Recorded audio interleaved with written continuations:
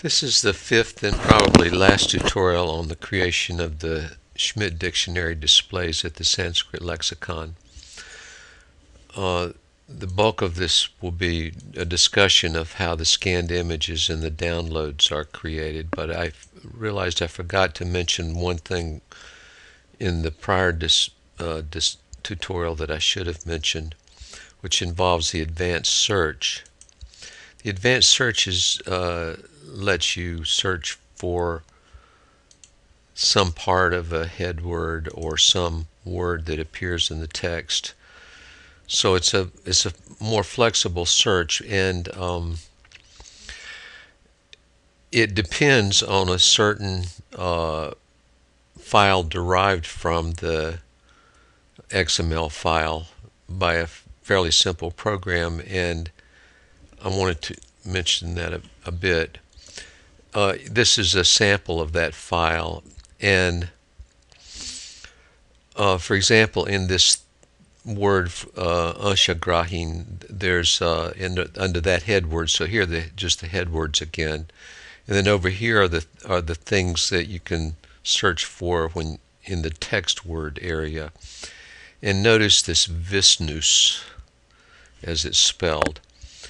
If we look at the Schmidt dictionary for anshagrahin, we see that that's a Sanskrit word. It's probably a literary source. Here's another one. If we look in the next word, we see ansa. And so notice that capital AM2S4A was converted into AMSA. So if you search for AMSA, we'll do an exact search just to, because we get anshaprasa found because there's ansa when it's modified by removing the numbers and lowercasing everything. So this is the place where if one wanted to make a better, more sensitive advanced search, this is modifying the creation of this file would be a good place to start. This is a very simple kind of advanced search, and more sophisticated search engine technology would be interesting to learn how to apply. So I wanted to mention that. That's all for that. Now for to create the access to the scanned images, the image files have to be associated with the head words and the page identifiers.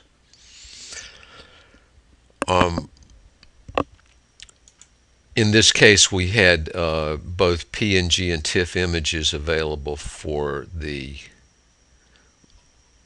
scanned images as our source.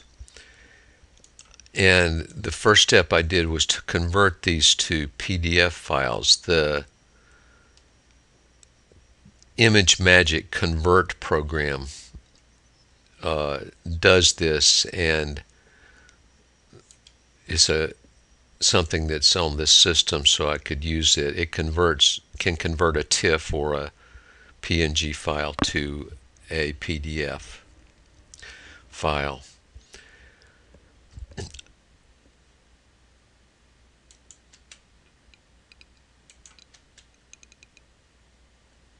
And then this directory of PDF files so constructed had to be put in the right spot to be accessible by the web displays. Now, sometimes there's some advantages to not using PDFs. When you use PDFs, we'll use it here. If we click on this, we'll get a PDF. And there's some delay in getting it. it has the advantage that PDFs do, that you can magnify the image, which in this case is not really so important. It's a pretty good image as it starts, but often this is useful. And so that's one of the main reasons I use PDFs for these rather than PNGs or JPEGs. But on the other hand, it takes longer to load usually to load a PDF than it does to load a PNG or JPEG, and that's a disadvantage of PDFs.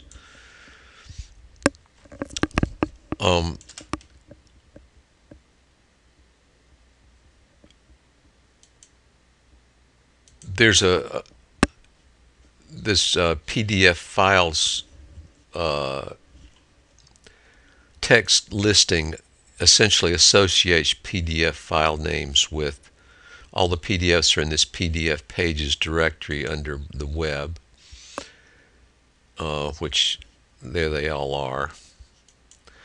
And this PDF files text, we'll look at it here. PDF files is probably, where is it? It's in WebTC.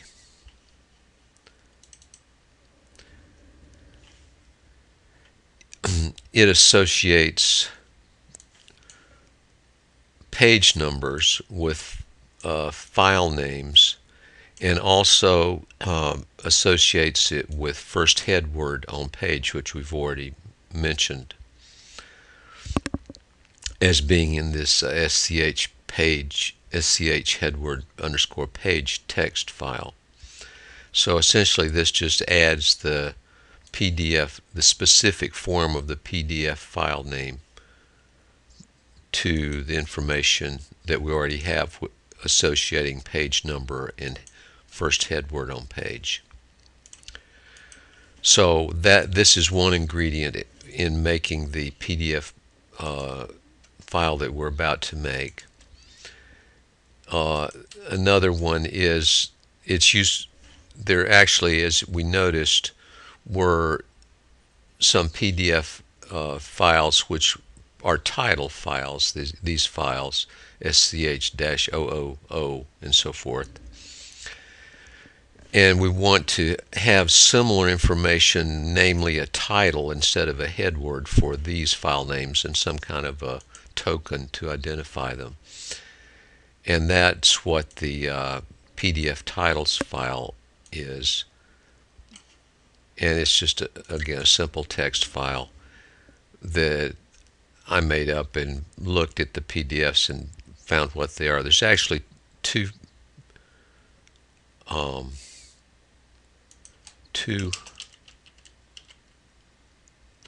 pages pertaining to the conclusion. I made an error there. I'll have to correct that when I recreate the PDF files. So we're now in the position where we can take the titles file that we just looked at and this file that we just looked at, concatenate them together, and then use them to merge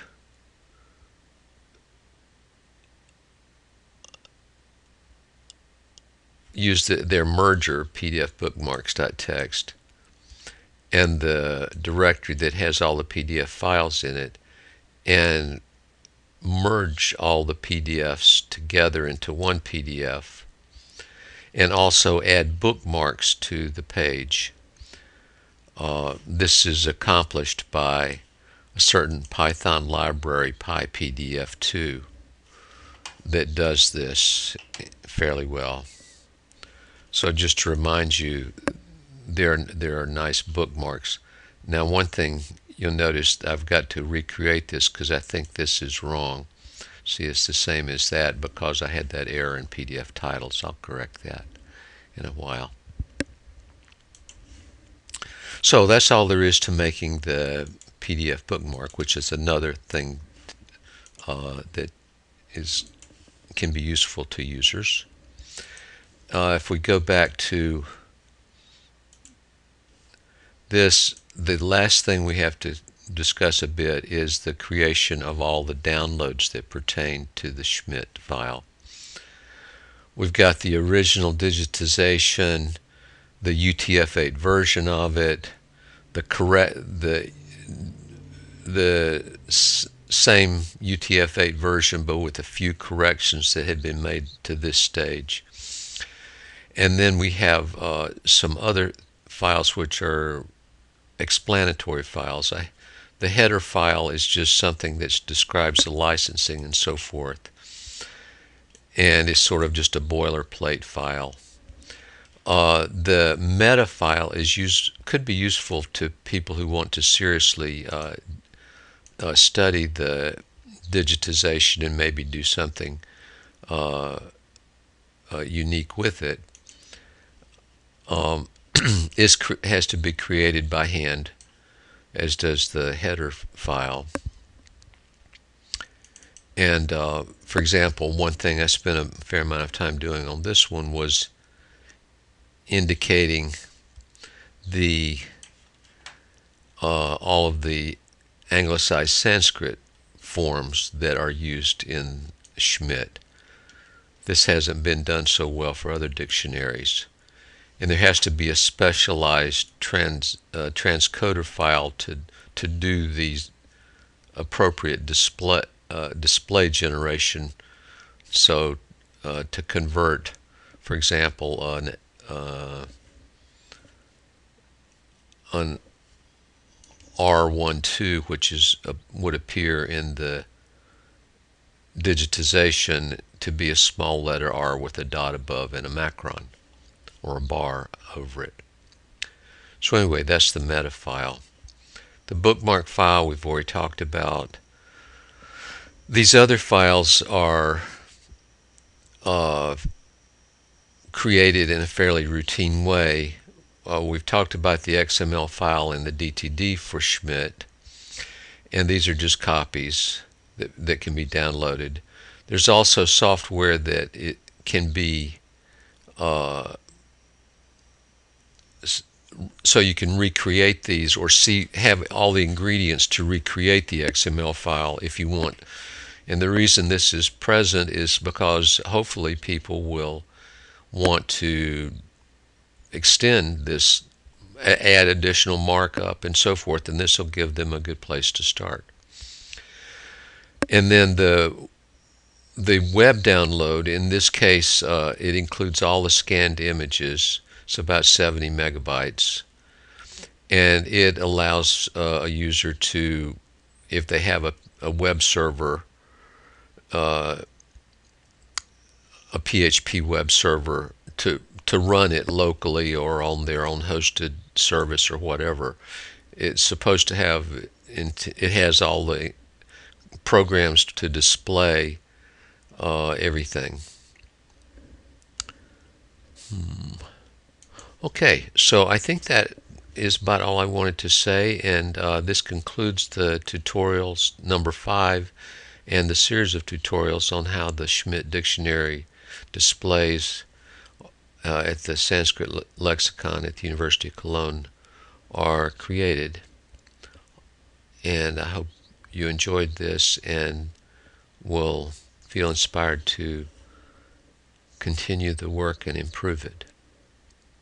Thank you for listening.